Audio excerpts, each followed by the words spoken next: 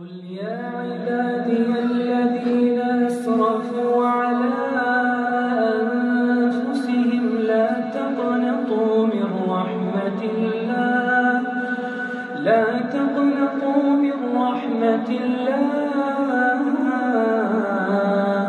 إن الله يغفر الذنوب جميعا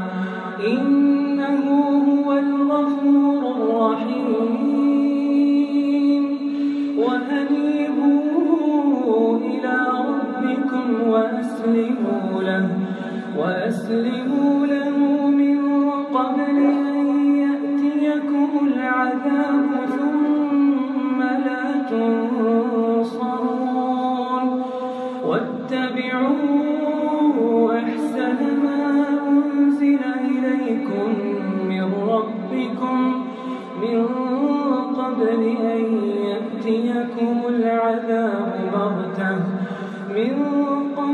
أن يأتيكم العذاب بغتة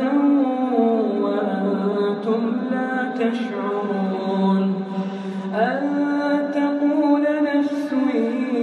يا حسرة على ما فرطت في جنب الله وإن كنت لمن الساخرين أو تقول لو أن الله هداني لكنت من المتقين أو تقول حين ترى العذاب لو أن لي كرة فأكون من المحسنين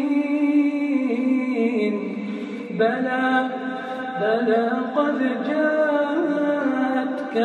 آياتي فكذبت بها واستكبرت وكنت من الكافرين ويوم القيامة ترى الذين كذبوا على الله وجوههم مسودة أليس في جهنم مثوى للمتكبرين وينجي الله الذين اتقوا بمفازتهم لا يمسهم السوء